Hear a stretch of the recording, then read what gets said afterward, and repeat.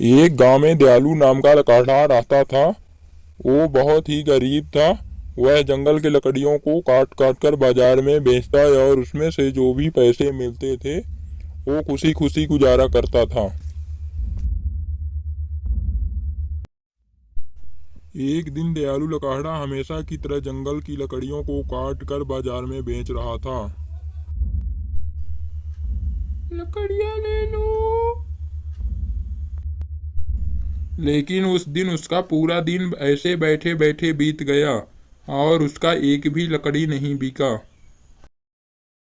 तो दयालु उस दिन बहुत दुखी होता है और अपने मन को संभालते हुए बोलता है, शायद आज बाजार में ग्राहक नहीं आए होंगे इसलिए मेरी लकड़ी नहीं बिकी। कोई बात नहीं, अगले दिन बिक जाएगी। और इतना कहते हुए अपने घर की तरफ चला जाता है और अगले दिन अपनी लकड़ियों को लेकर बाजार में बेचने लग जाता है। लकड़ियां ले लो, सूखी सूखी ले लो।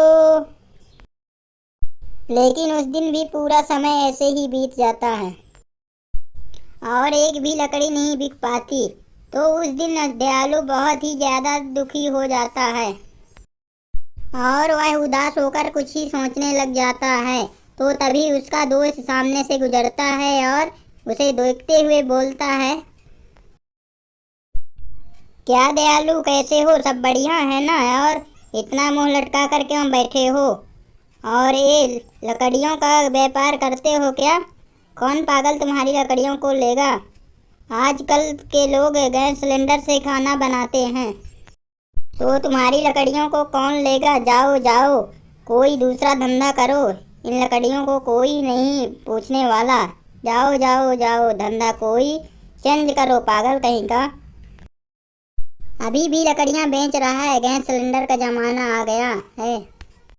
दयालु अपनी दोस्त की बात सुनकर और ही ज्यादा दुखी हो जाता है और दयालु मन ही मन रोने लग जाता है और रोते रोते पूरी रात हो जाती है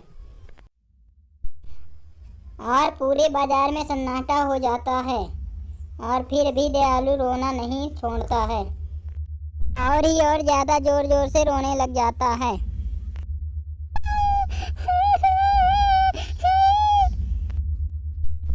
तभी उसके सामने से उससे तेज रोने की आवाज सुनाई देने लग जाती है। कोई मुझे यहाँ से निकालो। है कोई मेरा आवाज सुन रहा है?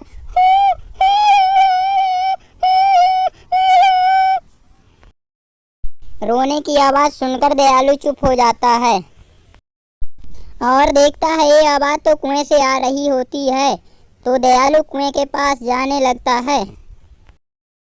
कुएं के पास पहुंचने के बाद जब दयालु कुएं को झांकता है तो देखकर वह सन्न रह जाता है, क्योंकि वो रोने की आवाज कोई मामूली इंसान की नहीं थी, बल्कि वह रोने की आवाज कोई एक भूत की थी, जो जोर जोर से चिल्ला चिल्ला कर अपनी मदद के लिए रो रहा था।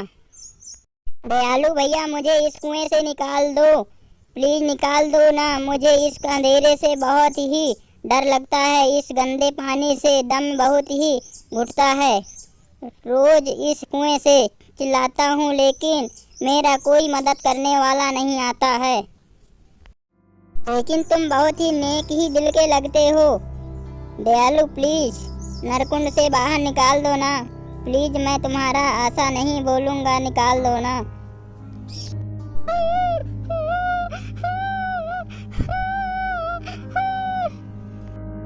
तो दयालु इधर उधर दिखने लगता है। दयालु को उस भूत की बात सुनकर दया आ जाती है और वह दयालु से भूत बोलता है, ठीक है भूत भाई, मैं तुम्हें अभी निकाल देता हूँ।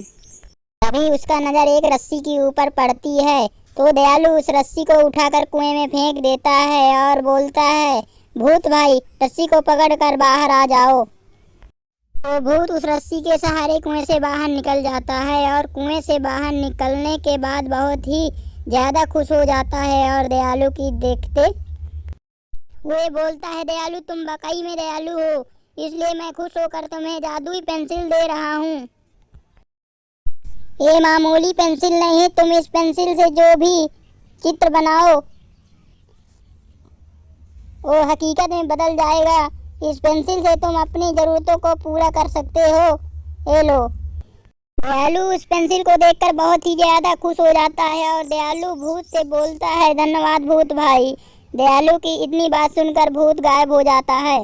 दयालु उस जादुई पेंसिल को लेकर अपनी घर की तरफ चला जाता है और वो जादुई पेंसिल से वो बहुत ही ज्यादा धनवान बन जाता है और वह खुशी खुशी अपना जीवन व्यतीत करने लगता है।